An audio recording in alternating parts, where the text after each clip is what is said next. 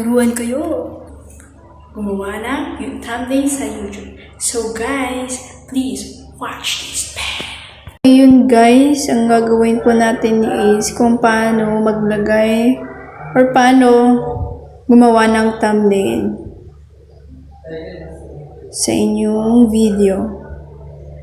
Yung thumbnail kasi is ganito.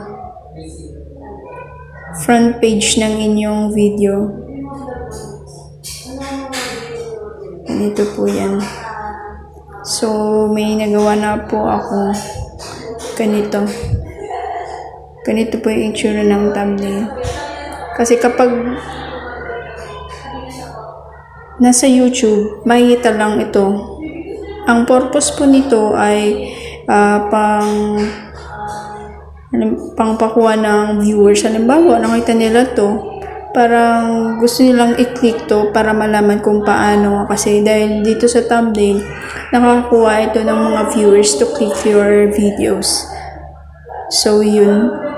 Ang una po natin gagawin ay mag-download ka po muna ng Y Studio. Ito po, kung nakikita nyo. Dun tayo sa Play Store. Search mo lang or YouTube Studio. YouTube Studio. Ayan. Lalabas na po yan. Sorry po, mahina yung signal. Ayan. Ito yung i-click mo. YouTube Studio. Since na-download ko na siya, hindi ko na kailangan. So, yun guys. After mo nun, kapag na-download mo na yun, bago mo siya malagyan ng thumbnail, gawa ka muna. Gumawa ako, ginamit ko yung app na Pixelab. Ayan. Pixelab yung ginawa ko. Mabilis lang siya guys, so hindi mo kailangan maghanap ng tutorial kung paano gumawa ng Pixelab. Basta explore mo lang siya. Ganyan, from gallery, and then kapag nag-click ka ng isang picture, pwede mo siyang i-crop, pwede mo siyang magkaroon ng ganito, kung ganitong style, oval, circle, ganon guys. Erase mo yan. So, yun guys, Pixelab yung gamit ko. So, yun, yung thumbnail kasi may required na size. The size dapat is 1280 width. Yung height niya dapat is 720. So, ganyan yung size dapat, guys. Click, check, 1280. Ito, 1280. 720. So, huwag mong kakalimutan yan guys. Kasi kung hindi yan magka-size, mag-iiba yung, hindi tatanggapin yun ng Y Studio. Hindi mo din malalagyan ng thumbnail. So, bago malagyan ng thumbnail ang iyong video, kailangan mo siyang i-download muna. Yan. Pili ka kung ano yung ginawa mong YouTube. So, after mo ma-download, ayan, lumabas na siya sa channel mo. Ayan. After mo siya ma-download, punta ka na sa Y Studio kung saan i-download mo. Ayan. Y Studio. Kasi dito mo siya may edit. Sa Y Studio mo lang siya may edit. Halimbawa, ito.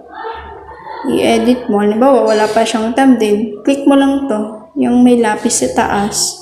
Click mo lang yan. And then, ito. Click mo ulit to. Ayan, change thumbnail or download thumbnail.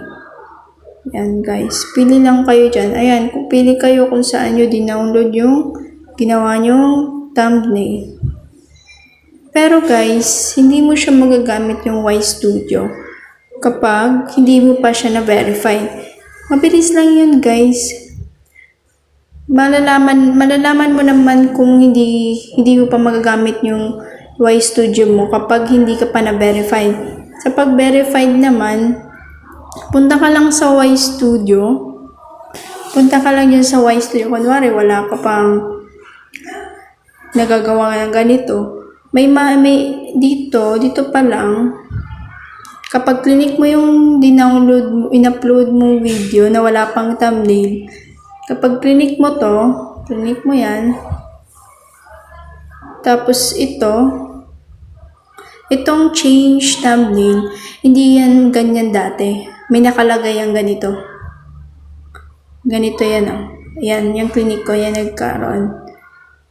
Ganyan yung style niya dito sa may change photo. Dito po. Ito nag-loading, dito po dapat siya. Sa may change photo. Kapag click mo yon, may lalabas na verified, bibigay mo yung number mo, and then, yun, makakapag-create ka na ng thumbnail mo. Malalagay mo na ng thumbnail. At para naman doon sa add tags, napaka-importante po nito kasi halimbawa kapag may mag-search na viewers na paano gumawa ng YouTube, ayun, magpa-flash na yung mga gumawa ng video na gaya nito na YouTube channel, magpa-flash yan, kasali yung video mo. Pero kapag wala ng ganito, mas mahirapan ka makakuha ng viewers, subscribers, and like. So, sobrang important nito. Ang gagawin mo lang dito ay type mo yung, halimbawa, yung pagtatanong ng mga viewers. Paano, how, kung sa English, paano gumawa ng YouTube channel. Ayan, type mo lang yan, then, ayan, lang lagi guys, para mag-pop up dyan at kung ayaw mo naman ganito, i-X mo lang. So, huwag mong kakalimutan guys na lagyan ng add tags para mabilis siyang makuha ng mga viewers. Laging patanong ang ilagay nyo, or halimbawa yung mga trending, funny videos, kung yung videos nyo yung ginawa ay nakakatawa, mga ganun, mga tips parang sa mga ganun, kung puro naman tips yung mga mo. And yung title mo, huwag mong kakalimutan. Yun guys. So, sobrang bilis niya lang talaga. Ayan guys. So, sana may matutunan kayo dito at turuan kayo kung paano kayo gumawa ng thumbnail. So guys, gusto ko lang ipakita sa inyo yung creator ko, voice record, yan. Ayan guys, yung mga app ko. So yun guys, yun lamang po. Sana natulungan ko kayo kung paano kayo gumawa ng thumbnail.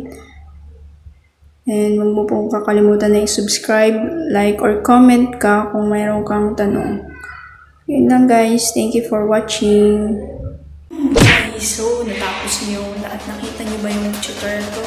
So guys, kung gusto niyo pa ng mga tutorial, mag-subscribe at click the bell para lang manotify kayo sa mga new videos. At guys, sa next video ko, ituturo ko sa inyo yung kung anong app ang pwedeng gamitin para hindi magkaroon. Walang watermark na nakikita at sa pag-e-edit naman. So, thank you guys for watching. Bye!